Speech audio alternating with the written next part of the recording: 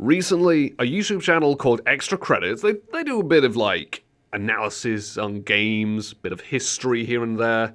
Some of it is factually incorrect, and a lot of it these days is heavily opinionated, very politically heavily opinionated, which is quite sad, really. It used to be quite a good show. They do, at least when I last watched it, they did do very good informative content referring to games. I think this one is an opinion piece that they posed as fact, which now has brought into question a lot of their old content as to whether or not it's credible. Well, let's go into a little bit more detail, shall we?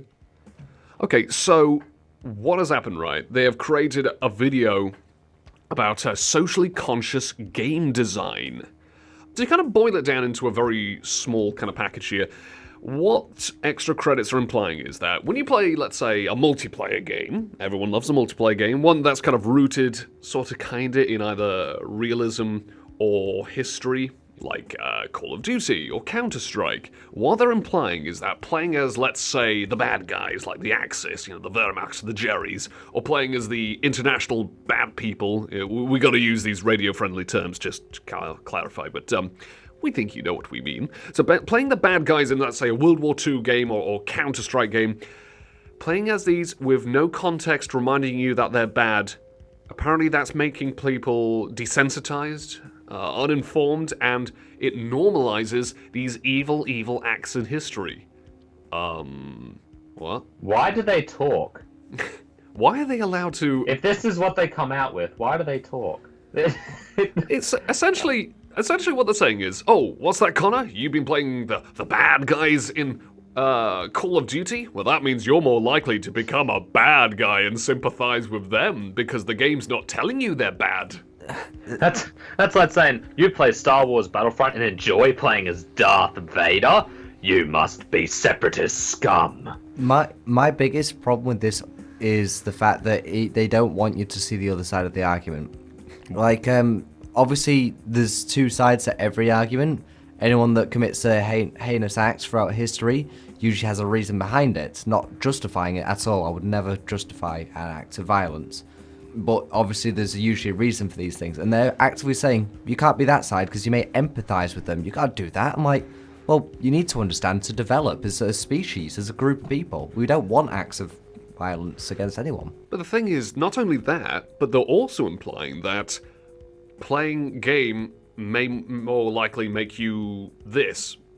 That's the kind of stuff they were saying in the 90s, like...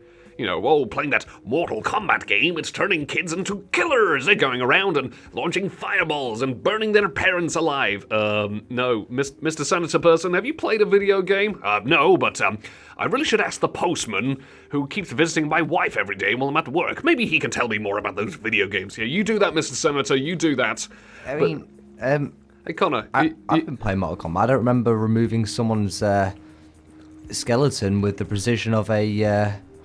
surgeon, so Hey Hyper, you ever played Mario and wanted to be a plumber, or you ever played Splatoon and discovered that you're a squid kid now? Absolutely. What do you think I'm doing right now?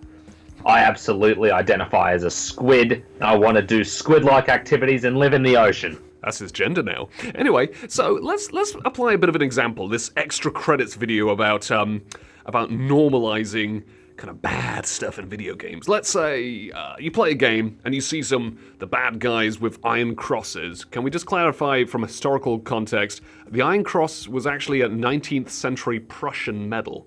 This is something from the 1800s, not the 1900s there, but in any way, so... It's the association. Obviously, the infamous symbol was used in Hindu culture before.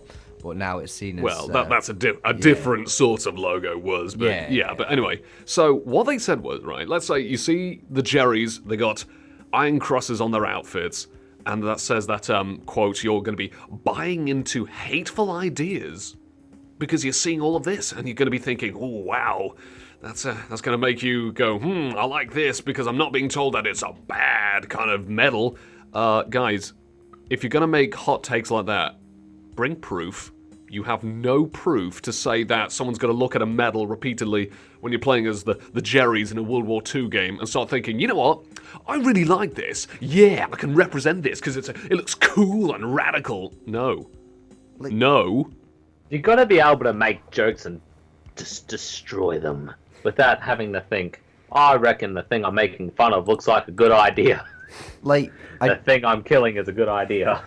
I genuinely think that he's afraid of losing media's favourite punching bag, the Jerrys, because you don't need to justify that they're bad people.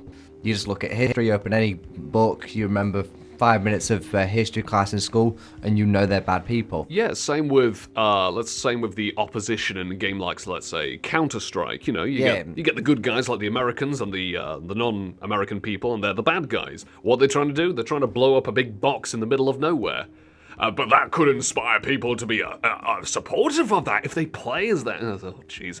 All right, well, let me give it a bit more. Maybe with Counter-Strike, you can learn to mash buttons on a keypad. You know what they said, right? Extra Credits actually said that players should be asked about whether they want to play as one side or another. They said that they should give context about why, let's say, you know, the Jerry joined a in a World War II game, a Jerry joined the army, and says, are you being asked that? No. Maybe what we should do is stop people from playing as these terror-inducing baddies, because it might make the victims of these baddies sad.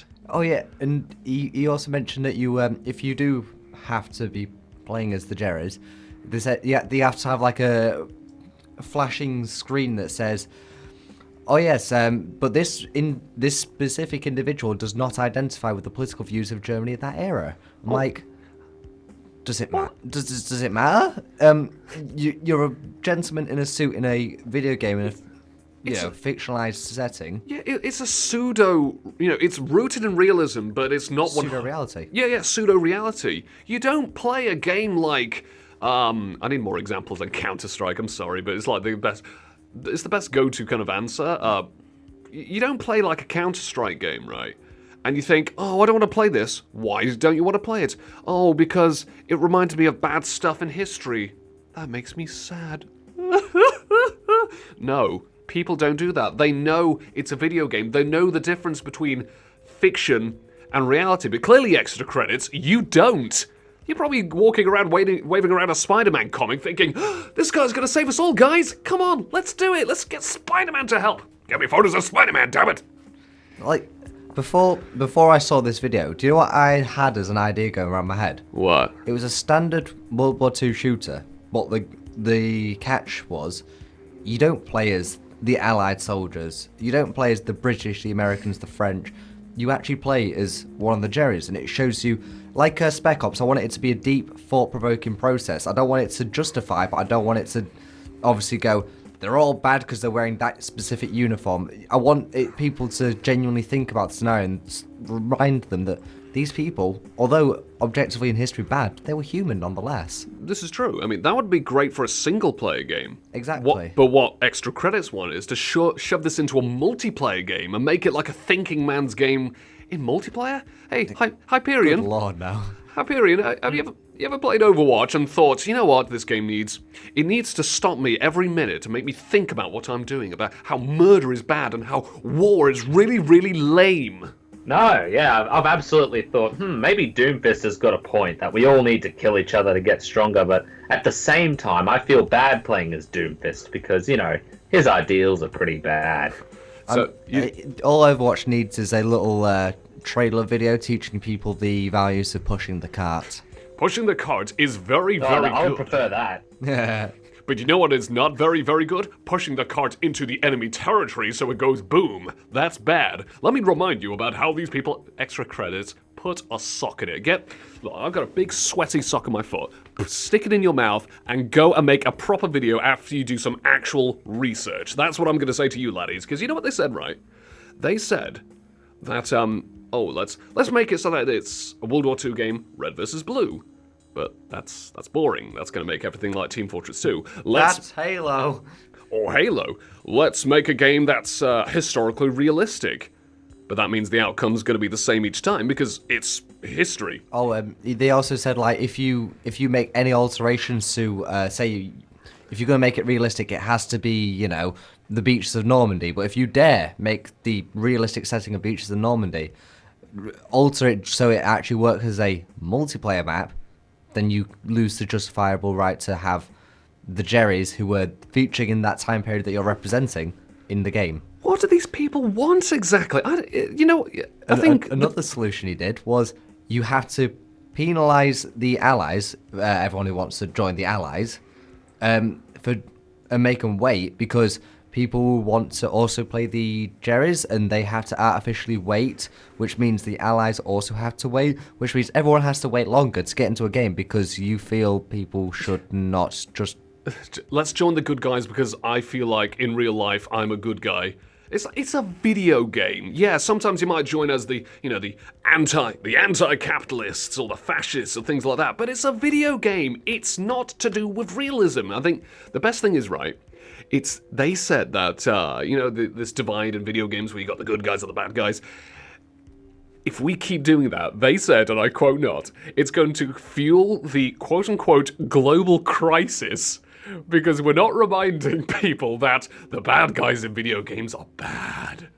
Oh. The global crisis, people. Oh no! Think about it, guys. Hyper. Think about it. War.